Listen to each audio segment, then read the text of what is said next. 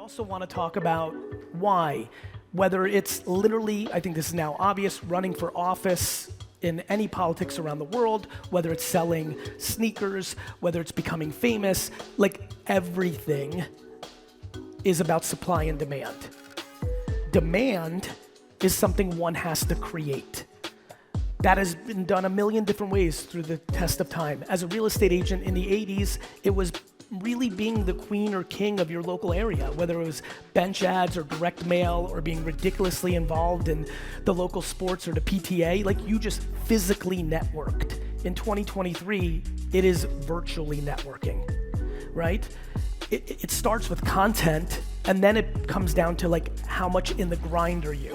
When you saw that, I know people were getting settled, but if you saw that video, that little reply email, like I'm in for 15 at like 1 in the morning, I wrote that. Every DM or reply that anybody has ever gotten here from my account is me. There's no some weird fucking intern in Japan doing that shit for me. That's why we have a Team Gary account. Team Gary may reply because just of scale, but most people get fancy before they've earned it. There's a lot of people at this conference in this room right now talking big game, but aren't actually willing to put in the dirt work in the trenches to get what their mouth is saying. And the reason I'm double motivated is not only is the content framework changing in front of our eyes, and I've always, over the last decade, have won in those shifts, and that's why we're gonna win again, and that's why I'm desperate for the 13 people that really listen to me today and do something about it, they're gonna win. But it's also happening when this industry is about to have a macro issue, which means it's supply and demand. Not only is it important to win when there's an attention shift, there's even double importance when your macro industry is gonna get squeezed, and there is no confusion to anybody in this room that the macro industry is going to get squeezed because the math is clear as day. You could be optimistic as fuck and delusional and put your head in the sand, you're more than welcome. But the reality is shit's about to hit the fan in some shape or form. Nobody knows if it's this, that, I don't know if it's 08, I don't know if it's 01, I don't know if it's 87, but the math is clear. And so, I don't know, you're more than welcome to have a strategy that looks like this. I hope shit stays good. Or you can look at what has already happened, and depending on where you are in the country, some of you have already felt it. And then the people that haven't felt it are making up dumb things like, well, they're feeling it, but we're not gonna feel it. Our market's different. The macro market is going to be affected. So what gets super fun about that is all these fucking talks of the last decade of my life have been all about timing. This is all timing. And so I come to you this morning in what I believe is perfect timing, like literally perfect timing, and I hope this framework of like what I just said really gets some people's attention to double down on whatever they're feeling, whether that's fear or ambition. I hope you fucking double down, and what I want you to double down on is content. It's as simple as that. Let there be no confusion. I don't care how great your reputation is. I don't care how many contacts you have in your cell phone. What you're doing by not going all in on content is leaving opportunity on the table. It's not that you're gonna go out of business. It's that somebody sitting next to you's cousin that's in the same market as you is gonna pick up market share against you if they go into content when they're not as good as you.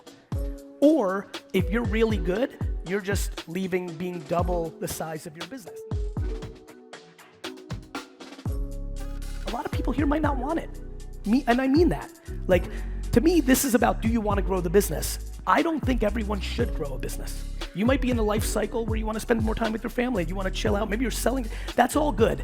Everything that I'm talking about is strictly, do you want it to grow? And sometimes grow is important because if we are right, body, energy-wise, that the macro market gets squeezing, one of the reasons you need it to grow is so it stays at the same level that you're at right now.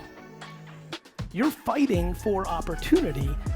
You all know this. How many people have been in this game for over 15 years? Raise your hand. Raise them higher, just so I get a sense. This is awesome. So you 15-year plus OGs know exactly what I'm about to say, which is when the market is awesome, even F players make money. And they think they're A players, but they're not because the market, right? You've seen it. That's what's about to happen right now. And it's a tricky one, right? Because for some of the 15 plus OGs in this room, you just might not have as much energy as you did 20 years ago when you crushed during a down market. You might have got a little soft. You like fishing on the weekend, right? You, like, instead of grinding email, you like, and so like, this is just real, where am I at as a human being? Not everybody should triple down and bleed for it this period, because maybe you're not in that place. Maybe you've been saving your money and you just don't want to, and that's awesome. But for anybody who does, or for anybody who needs to because you've been living a bigger lifestyle than you can actually afford and you don't have savings and the market really needs to be where it's at, you need to get very serious with me in this session about the following. If you are not producing 10, 15, 20 pieces of internet content for Facebook, YouTube, Instagram, Snapchat, all these platforms a day, you are vulnerable. And it's a big ass number for the people in here that are making 2 a week. When I'm out here, like, I want you to put out 15 pieces of content a day, and it doesn't mean 15 original pieces of content that you make. It means, do you do a podcast? I mean, look at my content. How many people here follow me? Give me a sense. Thank you. So for the people that raised their hand, you see it. I'm not out here, I'm not fucking dancing on TikTok. I'm not fucking spending time to make content. I'm living my life, created a framework that allows me to produce post-production. As much as I love the origin story of how I got to this stage with that video, because I love his hustle and I love everything about what I just saw, the single reason I'm here, and my speaking fee is not low, but the single reason I am on stage right now is for the content. The single reason I am on stage right this second, the only reason I do podcasts with other people, which is why often you see me put people on and do their first podcast, is because I'm not doing it because I'm trying to get audience from their podcast. I don't need Rogan. I want to put some kid on that's on the way, because the real reason I'm doing it is, 1, to do karma and put the next generation on, and 2, I just need the content for me. It doesn't matter who's asking me the question. I need my answer, and I need to chop it the fuck up, and I need to pound it down your fucking throats on every platform in the world. Got it?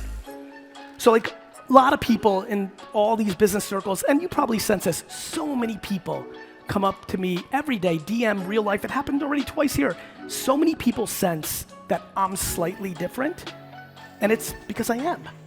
And what I'm just trying to do is get all of you to be different with me, because it works. And it's good. But what it requires is a lot of self-awareness. The biggest reason people don't win and have stopped, the people in here who have stopped doing a lot of content because they don't see the ROI, is only because they didn't put themselves in a position to succeed.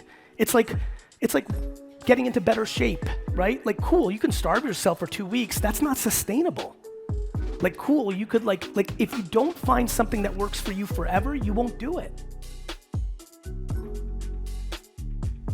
If you're a real business person like I am, spending 3 hours a day to make videos is not gonna work for you. You got family and you got a business to run. But can you do a podcast once a week strictly for the 13 pieces of content it produces for you because you film it and post-produce it? All of you can, because I'm busy as fuck and I do it. So what we need to figure out today is a couple things. By the way, not everybody here should be on video.